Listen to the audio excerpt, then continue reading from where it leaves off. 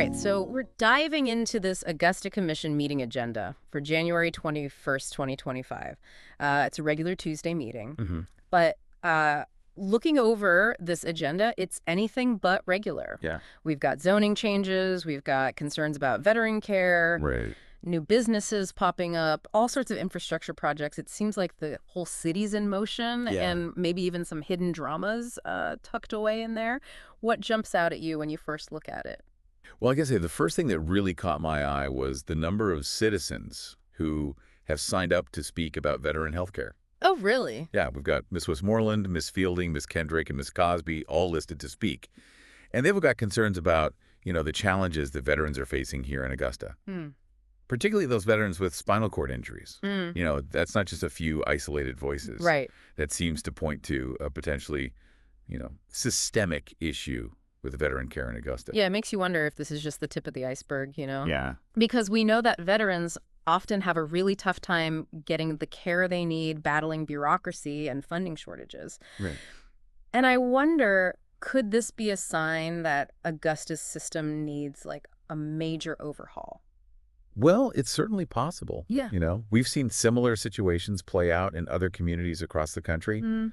where, folks have had to really push for better support for their veterans. Mm. It'll be interesting to hear what these individuals have to say at the meeting Yeah. and to see how the commission responds.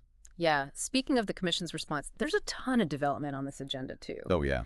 Like the Weatherstone Townhomes project alone is bringing in almost 200 new lots. Wow. That's a lot of new homes. Yeah. And then, on top of that, you've got the rezoning requests, a special exception for a funeral home.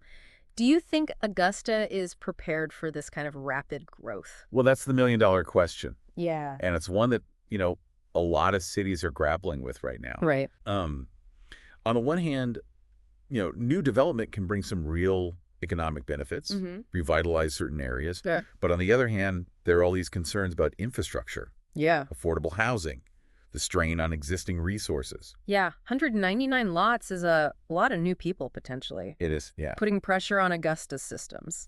definitely, if they're not prepared. All right. So we've got veteran care concerns Right. and a potential development boom. What else is jumping out at you from this packed agenda? Well, Augusta definitely seems thirsty. There are a bunch of alcohol licenses up for approval. Really? Yeah, a new bar with dancing, Wow. existing licenses changing hands, several new package stores. All this could be a good sign for the city's economy. Mm-hmm. But it also raises questions about, the potential social and community impacts. Yeah, it's interesting because some people might see the surge in alcohol licenses as a positive, right? Like a sign of growth. Yeah. But others might worry about the potential downsides. What do you think? Is this a good sign for Augusta, or could it lead to problems? Well, I think it's a bit of a double-edged sword.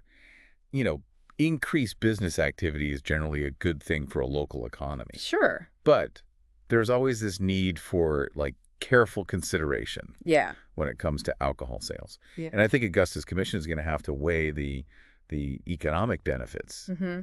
against potential concerns like, things like public safety, community well-being. Yeah, and that brings us to another big theme that I'm seeing.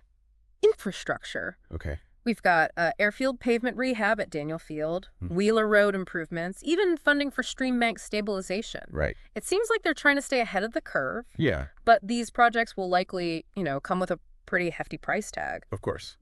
How do you think the commission will balance those costs with other priorities, like, the veteran care concerns we were just talking about? Well, that's the constant dilemma that local governments face. It's a balancing act Right. between, addressing immediate needs, planning for the future, and managing finite resources. Yeah.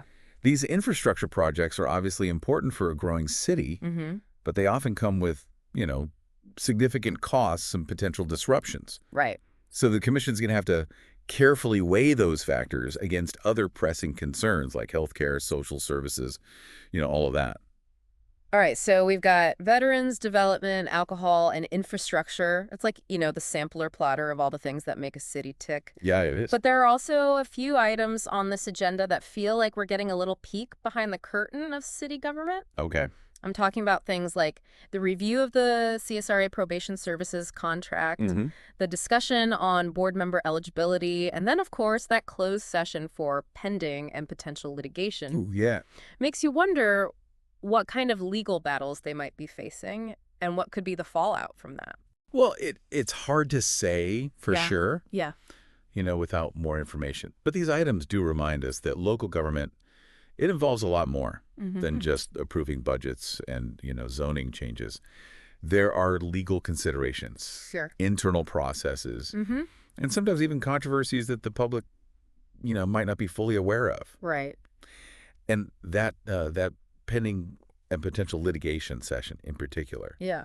it really suggests that there are some sensitive legal matters at play that could have, significant consequences for the city. Yeah. It makes you wonder what's happening behind closed doors. Yeah. I mean, transparency is so crucial Right. for building trust Yeah. between a city and its residents. So hopefully any decisions that are made in those closed sessions Yeah. are communicated clearly to the public later. But before we get, too far down the rabbit hole here, let's take a step back and consider what we've learned so far. We've got Augusta dealing with veteran care, managing a development surge, figuring out its stance on alcohol sales, and trying to keep up with its infrastructure needs. It's a lot to juggle, and we've only just scratched the surface. You're absolutely right. It is a lot to juggle. And, this agenda is packed with these diverse issues, and we're just starting to explore the complexities within each one. Right. But what I find particularly interesting is how this agenda kind of reflects the broader trends we're seeing in cities across the country. Yeah. This need to balance economic growth with community well-being, Mm-hmm.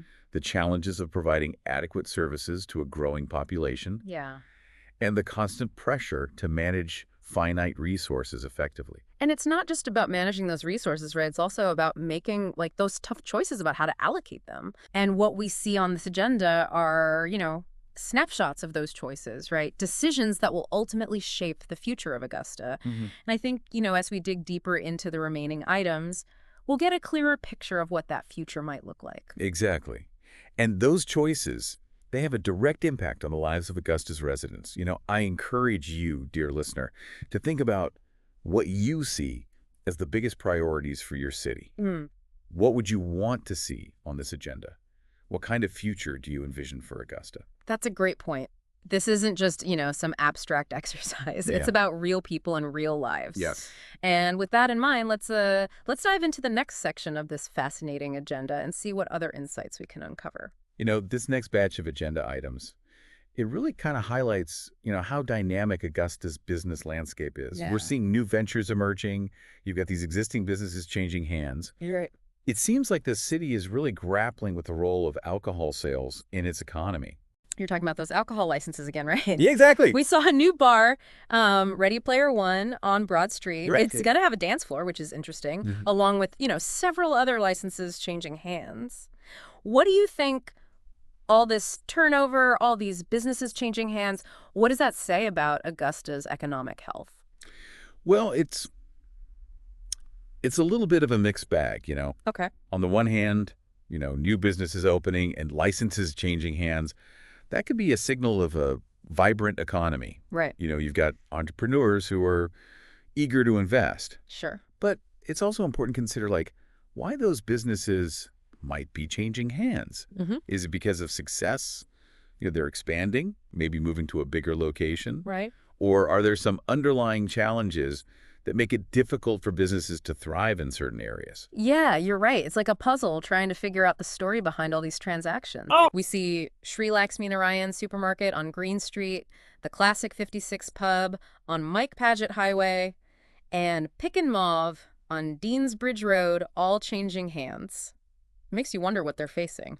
It does. And then, you've got those new package stores that are applying for licenses. Oh, no. Right. Like Lucky 7 on Gordon Highway, Boundary Market on East Boundary, Yeah. and Express Mart #2 over on Windsor Springs Road. Okay. And this concentration of alcohol retailers in certain areas, that can raise some concerns about, potential oversaturation and its impact on those communities. Right, right. Yeah. And it seems like, this brings up that question of balance again. Yes. We've got economic growth, but then you've got to ensure responsible development, protect the well-being of residents. It seems like a constant tightrope walk for this commission. Yeah, it's a constant balancing act for sure. It is. And this next agenda item, it kind of reminds us that economic growth isn't the only measure of a city's health. Okay.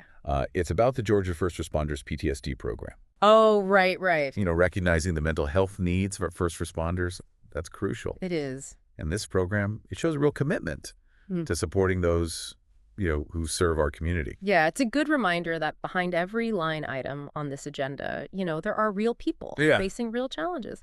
And speaking of real challenges, the Housing and Community Development Department, they're requesting support for new home construction in the Turpin Hills area. Okay. And that, on its own, it might seem like a small thing, just one home. Right. But I think it represents like a tangible step towards addressing, affordable housing needs here in Augusta. It does. It does. And, affordable housing is a critical issue, Yeah. In many growing cities, Augusta included. Right. As the city attracts new residents and businesses, we got to make sure that, housing remains accessible to people across all income levels. Yeah.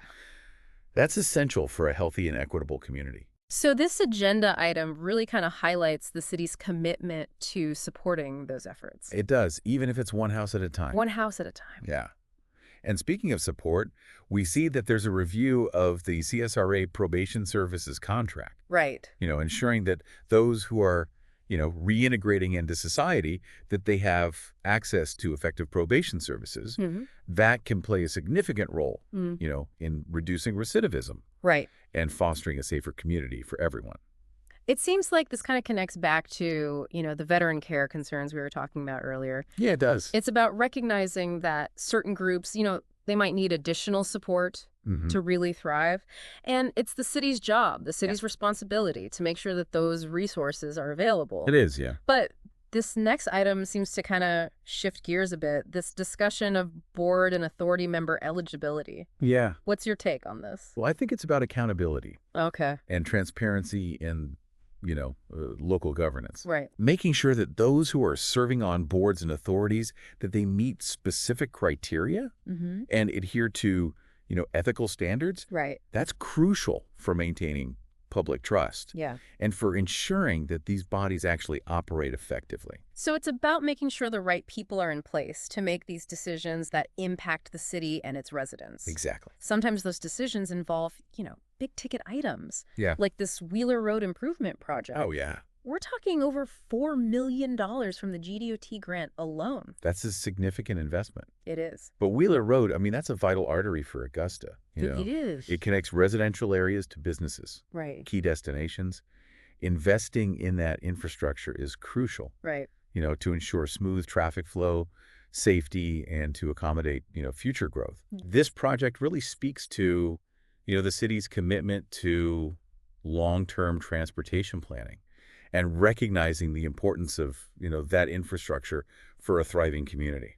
And it seems like they're thinking ahead with the water and sanitary sewer installations Yes. that they've got planned for the Windsor Spring Road projects as well. Right, because when you're expanding roadways and developing new areas, having those necessary utilities in place, that's essential. Absolutely. And then we have the James Brown Boulevard Improvement Project. Oh, yeah? Which focuses on enhancing, one of Augusta's most iconic streets. Absolutely. And I think this goes beyond just practical considerations, right? Yeah. This is about beautifying public spaces, creating a sense of place, showcasing the city's unique character. Yeah. It's about investing in those elements that make a city not just functional, Right. but also, beautiful and inviting. Yeah. For residents and visitors alike. Exactly. Exactly. But speaking of investments, let's not forget about, the natural environment. Yeah. This funding for the Blueberry Drive and Eva Court Sites Stream Bank Improvements Project. Right. This really highlights, the importance of environmental stewardship, even amidst all this growth. It does. It does. This project shows a real commitment to preserving Augusta's natural assets. Recognizing that sustainable growth, it requires this balance between development and environmental protection. For sure. It's about recognizing that the health of our environment is, linked to the health of our communities. Protecting our natural resources, I mean, that's just as important as, building roads and bridges. And Yeah. it seems like, the city is trying to address all these different needs Yeah. with this agenda, from infrastructure to public safety. What's your take on the grant award for the continuation of the Victim of Crime Act program? Well, this program, it's so important. It provides like vital support to crime victims, Hmm. offering, resources and services to help them navigate the aftermath of what might have been a really traumatic experience. Right. It highlights the city's understanding that public safety, it's not just about law enforcement. Yeah. It's also about, providing care and support to those who've been impacted by crime. And speaking of community support, the Augusta Richmond County Library Board, they're welcoming a new member, Ms. Sheila Seiler, representing District 4. That's great. Public libraries play such a vital role They do. in providing access to information, Mm-hmm. resources, educational opportunities. Yeah. So having, dedicated individuals like Ms. Seiler on the board is so crucial. It is, absolutely. Yeah. Libraries, they're often called the cornerstones of their communities. Mm. And their ability to adapt and evolve, to meet the needs of their residents is essential. Yeah. And having those engaged board members helps ensure that the library remains, a vital resource Right. for everyone in Augusta. Yeah. It's a good reminder that, even amidst all these big ticket items and complex issues, Yeah. there are, individuals who are working so hard to make a real difference in the lives of everyday citizens. Absolutely. This agenda is truly a tapestry of all these interconnected elements Yeah, it is. that reflects, the diverse needs and aspirations of Augusta's residents. It does. It does. And as we delve into that final section, I think we'll see how the commission tackles, some of those more intricate aspects of governance. Right. From charter amendments to legislative updates and even some of those, legal maneuvers. These items provide a fascinating glimpse into how local government really works. Yeah. And the decisions that ultimately shape the future of a city. All right. So this final section of the agenda, it kind of feels like we're going, deep into the machinery of local government. We're talking charter amendments, legislative updates, and those always intriguing, closed-door legal sessions. Yeah. This is where the rubber really meets the road, wouldn't you say? I think so. I mean, these items often deal with the, like the foundational structures and processes that shape how a city functions. Yeah. They may not grab the headlines, Yeah. but they have a significant impact on people's lives. Yeah, absolutely. So let's start with this proposed amendment to the Charter Review Resolution. Okay. It seems like Commissioner Jordan Johnson, he's pushing for, like a more direct approach to enacting these changes. Mm-hmm. Something about putting proposed charter amendments, directly on a ballot referendum Right. for the voters to decide. What's the significance of that? Well, I think it's a fascinating development, Yeah. It suggests a move toward, greater public engagement Right. in the process of amending the city charter, Mm-hmm. which is essentially, Augusta's constitution, Right. by allowing citizens to vote directly on these changes. Yeah. It could really increase transparency Right. and empower, residents to have a direct say in how their government operates. So it's taking that power, kind of out of the hands of a few and putting it right in the hands of the people. That's a pretty bold move. It'll be interesting to see how, other commissioners react and even the public. It will. Mm. I think it has the potential to really shift the dynamics, of local decision-making. Yeah. It also, highlights that conversation, Mhm. that ongoing conversation, about the balance of power Right. between elected officials and, the citizens that they represent. And speaking of those broader forces at play, Yeah, there's a mention here of HB 581, right. which is, a state-level piece of legislation. Mm. And it seems like the commission, they have to figure out a path forward for implementation. Yeah. It's a good reminder that local governments aren't, these isolated entities. They're Yeah. part of this larger system. They are, absolutely. Local decisions and actions are often shaped by, state and federal laws. Right. And this agenda item really demonstrates that interconnectedness. Mm. I think it's going to be important to see, what specific aspects of this, of HB 581, the commission has to address Mm-hmm. and how those changes might impact Augusta. Yeah, and this is where, your expertise is so valuable, helping us connect those dots and understand like the broader implications of these, sometimes seemingly technical details. Right. Speaking of technical details, this discussion on TIA improvement maintenance, that caught my eye. I'll admit, I'm not even totally sure what a TIA is. Can you, refresh my memory? Yeah, of course. So TIA stands for Transportation Improvement Act. Okay. And it's basically a funding mechanism Okay. that allows local governments to collect revenue specifically for transportation projects. Oh, okay. And what's interesting here is that, the commission's talking about how to maintain the improvements that were made Right. that have been funded through these TIA dollars. So it's not just about building those new roads and bridges. Right. It's about making sure those investments last, planning for the future, Yeah. making sure that those improvements, they benefit the community for years to come. It's about, long-term sustainability. Yeah. And that often means making those, tough choices Right. about how we're allocating those limited resources Right. and, prioritizing those maintenance needs. Right. And this agenda item, highlights that ongoing challenge. Yeah, it does. From transportation funding to, zoning regulations, it seems like this commission has a lot on its plate. They do. They do. There's even this ordinance to repeal the whole section on hospital zones in the city code. Right. What are the implications of something like that?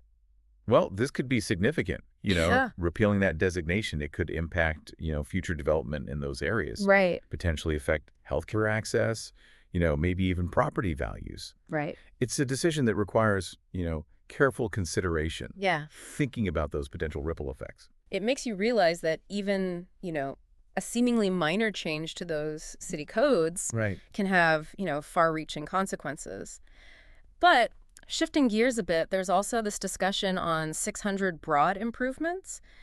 Sounds like they're thinking about ways to, revitalize that particular stretch of Broad Street. Yeah, and this is an interesting one. Broad Street, that's a vital corridor in Augusta. It is. And investing in its improvement could really have a significant impact, Yeah. on the city's economic and cultural landscape. Right. Revitalizing this area could bring in new businesses, attract new residents, visitors Right. contributing to that overall vibrancy Yeah. of the downtown area. It's about creating that sense of place. Yeah. Showcasing, the city's unique character. Right. And while we're on the topic of, investments, it seems like even dealing with the aftermath of a natural disaster, that requires some pretty careful financial planning. Oh, yeah.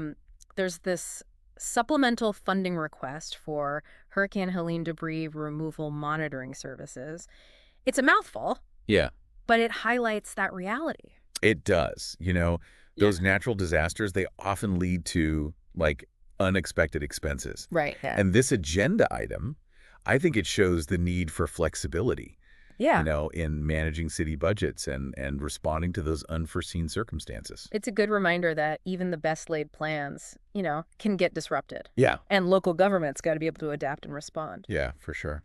And speaking of adapting to, changing needs, it looks like the terminal checkpoint modernization project at the airport that's moving forward, that's a pretty major undertaking. The construction contract alone is worth over $5 million.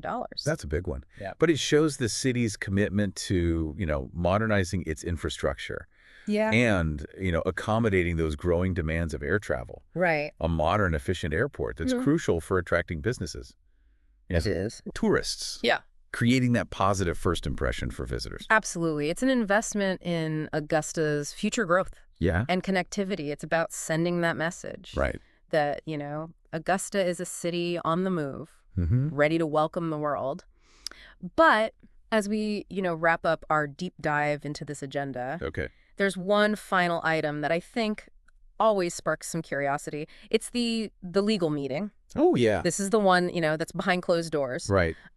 It covers pending and potential litigation, real estate matters, personnel issues. Why all the secrecy? Well, these closed sessions, they serve an important purpose. Okay. They allow the commission to discuss, those sensitive legal matters, Right. personnel issues, Right. real estate transactions Right. in a confidential setting. Yeah. This protects sensitive information, Okay. ensures compliance with legal requirement, Right.